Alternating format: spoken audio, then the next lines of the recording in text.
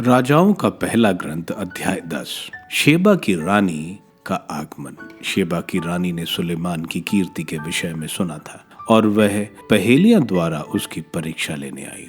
वह ऊंटों की लंबी कतार के साथ यरूशलेम पहुंची, जिन पर सुगंधित द्रव्य, बहुत सा सोना और बहुमूल्य रत्न लदे हुए थे। वह सुलेमान के यहाँ अंदर आई और उसके मन में जो कुछ था उसने सब कुछ सुलेमान को बताया। सुलेमान ने उसके सभी प्रश्नों का उत्तर दिया। उनमें एक भी ऐसा नहीं निकला जिसका सुलेमान संतोषजनक उत्तर नहीं दे सका। जब शेबा की रानी ने सुलेमान की समस्त प्रज्ञा, उसके द्वारा निर्मित भवन, उसकी मेज के भोजन, उसके साथ खाने वाले दरबारियों, उसके सेवकों की परिचर्या और परिधान, उसके मदिरा पिलाने वाले और प्रभु के मंदिर में उसके द्वारा चढ़ाई हुई होम बलियों को देखा तो उसके होश उड़ गए। और उसने राजा से यह कहा, मैंने अपने देश में आपके और आपकी प्रज्ञा के विषय में जो चर्चा सुनी थी वह सच है। जब तक मैंने आकर अपनी आंखों से नहीं देखा तब तक मुझे उस पर विश्वास नहीं था। सच पूछिए तो मुझे आधा भी नहीं बताया गया था। मैंने जो चर्चा सुनी थी उसकी अपेक्षा आपकी प्रज्ञा और आपका वैभव कहीं अधिक श्रेष्ठ है। धन्य है आपकी प्रजा और धन्य है आपके सेवक जो आपके सामने उपस्थित रहकर आपकी विवेकपूर्ण बातें सुनते रहते हैं। धन्य है प्रभु आपका ईश्वर जिसने आप पर प्रसन्न होकर आपको इज़राइल के सिंहासन पर बैठाया।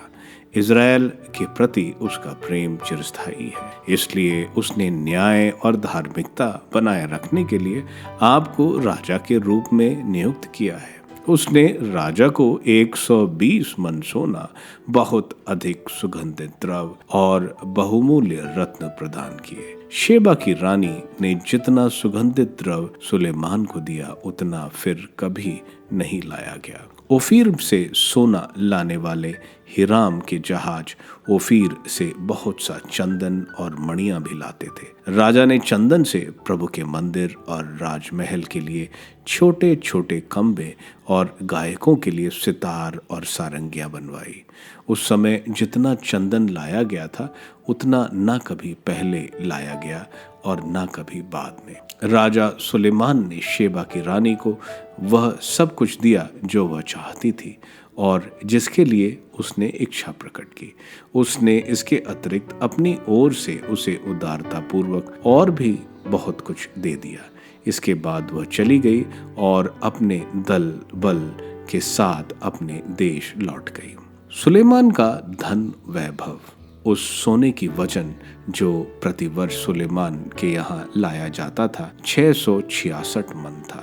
उसमें वह सोना सम्मिलित नहीं है जो यात्रियों, व्यापारियों के यातायात, पश्चिम के सब राजाओं और देश के राज्यपालों से मिलता था। राजा सुलेमान ने सोने की 200 ढालें बनवाई। प्रत्येक ढाल में 600 शिकल सोना लगा। इसके अतिरिक्त उसने सोने की 300 छोटी ढालें भी बनवाई। प्रत्येक में 1.5 सेर सोना लगा। उसने उन्हें लेबनान के वन भवन में रखवाया। राजा ने हाथी दांत का एक बड़ा सिंहासन बनाया और उसे शुद्ध सोने से मढ़वाया। उस सिंहासन में 6 सोपान थे और उसकी पीठ का सिरा अर्धचंद्रकार था। सिंहासन के दोनों ओर हाथ रखने की पाटियां थी और उनके दोनों ओर एक एक सिंह। 6 सोपानों पर 12 सिंह थे। एक एक सोपान के दोनों ओर एक एक सिंह। ऐसा सिंहासन कभी किसी राज्य में नहीं बना था। राजा सुलेमान के पीछे के सभी प्याले सोने के थे। लेबनान के वन भवन के सब पात्र शुद्ध सोने के थे। चांदी का एक भी पात्र नहीं था, क्योंकि सुलेमान के समय चांदी का कोई विशेष मूल्य नहीं था। राजा के तरशीश जाने वाले जहाज हीराम के जहाजों के साथ समुद्र पर चलते थे। वे प्रति 3 वर्ष लौटते और सोना, चांदी, हाथी दांत, बंदर और मोर लाते थे।